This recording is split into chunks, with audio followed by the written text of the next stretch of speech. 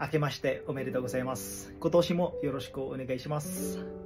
So I would like to extend my greetings and best wishes dun sa mga sumusuporta sa akin, and of course sa lahat, no, a good health and also yung wealth natin.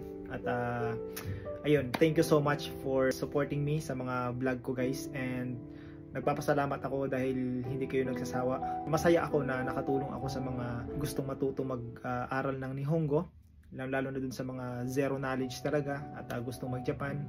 So let's continue to support each other, kasi natutuwa ako na meron akong nakikita na nag-share ng mga content ko, yung mga may nagko-comment, yung mga nagtatanong.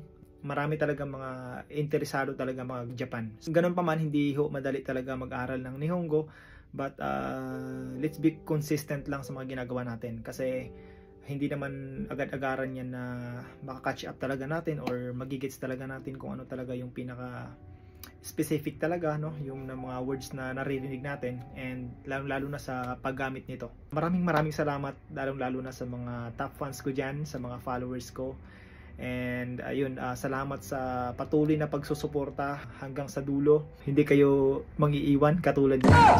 Sobrang natutuwa talaga ako kasi dahil sa hindi lang sa nakatulong ako sa kapwa ko, natulungan ko rin yung sarili ko as well, kasi doon ako na nahahasa kumbaga dun sa pagsasalita, yung mga ganun. Kasi the more na nagko-content ka, the more na binibigkas mo yung mga tinuturo mo, napapractice yung yung pronunciation, no? The way mo siya i-pronounce, yung tawag dyan sa Nihongo is hatsuon, no? Yung pronunciation.